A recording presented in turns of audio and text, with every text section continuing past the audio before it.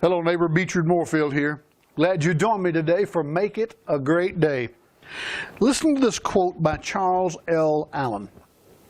You can make more friends in a month by being interested in them than in 10 years by trying to get them interested in you. It was a great book written a number of years ago. A great leader, he's deceased now, Stephen L. Covey. One of the great minds of developing leadership, and I had the privilege of being in one of his seminars and back in those years, and it was a great time, a very time for some marvelous learning and some in-depth thinking. But this statement, you can make more friends in a month by being interested in them than you can in 10 years by trying to get them interested in you, plays to one of the rules for that he set down for 7 habits of highly effective people. And the rule that he set down was this. This rule was seek to understand before seeking to be understood. That's just a good basic rule of life. We should be seeking to understand others before we seek to be understood. It's a law of reciprocity in life. I find that when I ask people questions about themselves, they are a little more open to communicate with me, and as a result then maybe later hear what I say than if I just try to jump in and start telling them all about me.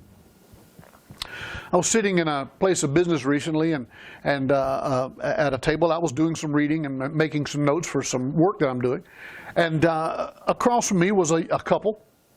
And they noticed the book I was reading, and the lady spoke up and said, I see you're reading a book by John Maxwell.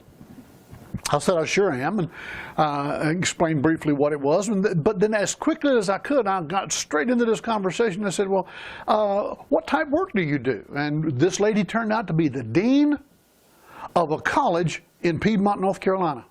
Wow. What a possible open door. I don't know if anything will ever come of that where I'm concerned. But this lady is in a place of influence, and she's growing and she's learning, and there's some open doors there. And so I ask questions. What type of work are you doing? What do you find to be the most challenging aspect? What are your most gratifying things? Spoke to her husband, found out that he enjoyed missions work, of which I certainly do. But it was amazing to sit and to listen to them for just a few minutes. We didn't have long, but we had a few minutes and to talk and listen to them. But it was also interesting that before we parted company, without me having to say much at all, they were aware of what I was doing, and they had some interest in what I might share with them. What am I saying? I created more interest about what I'm doing for them by asking them about what they're doing, by showing an interest in them than I could have ever created simply by starting to tell them about who I am and the great work I'm doing and the great names with whom I'm connected and dropping names here and there. And that's not what works. It works a lot better if you'll just show interest in someone else. Let me say it again. You make more friends in a month by being interested in them than in 10 years by trying to get them interested in you. You earn the interest of other people by listening to them the same way you earn respect and earn trust, and that is by pouring into their lives, by adding value to their lives. You do that, you'll gain respect, you'll gain trust.